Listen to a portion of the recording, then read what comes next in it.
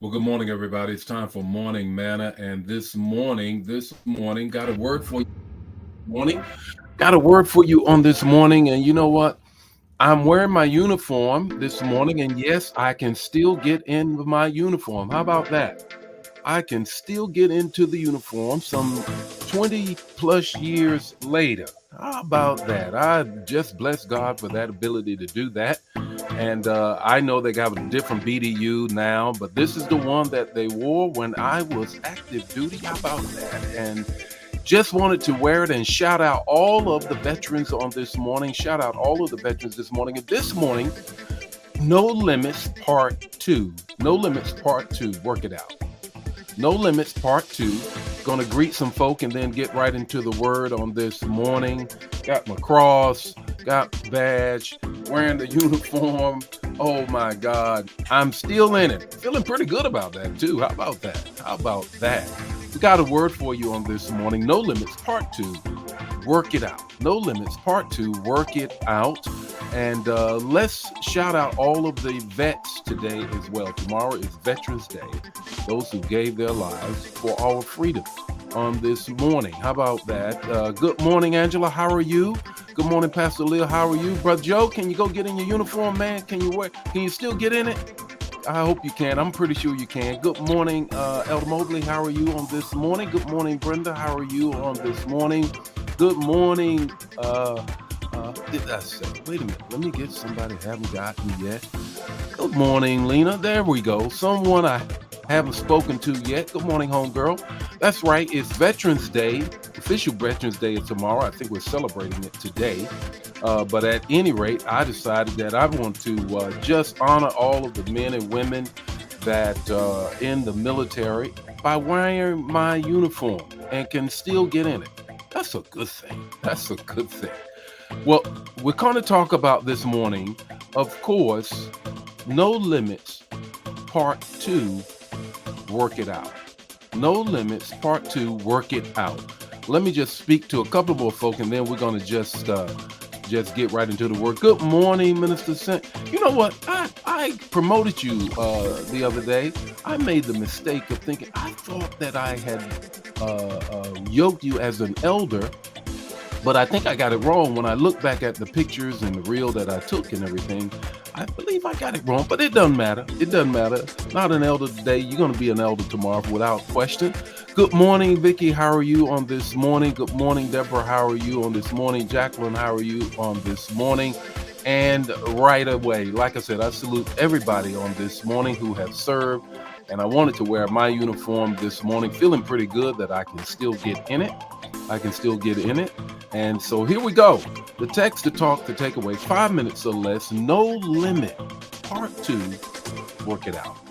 No Limits, Part 2, Work It Out. Matthew 9:29, that's the text that we had on yesterday. We're still going to use that. The translation that we use said, you will have what your faith expects. Jesus is talking to the two blind men who want to be healed. They want to be able to see. Jesus said, do you believe I can do it?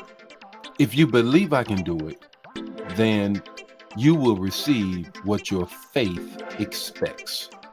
There's three things that I want you to grab a hold of in addition to what we shared on yesterday. Now, on yesterday, I gave you three things. I said faith gets tired, faith wears out, and faith falters.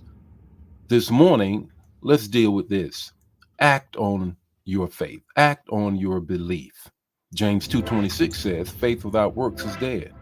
You have to act on it. If you believe it, you have to act on it. You can't just sit back and hope that it happens. You have to really grab the fact that it is going to happen by acting on it. Then secondly, accept the unconditional love. Accept the unconditional love. See that my phone's ringing. Clearly, this is live here. Hopefully, it'll stop in a moment here. Maybe not. Okay, there we go. Here we go. Here's the second thing. Accept the unconditional love of God. Now, this is a critical point that I want you to grab a hold of. The more I thought about this text, the more it sank into my spirit. The more it sank into my spirit. Romans 8:32 came to my mind. He who did not spare his own son, but gave him up for us all, how will he not also, along with him, graciously give us all things?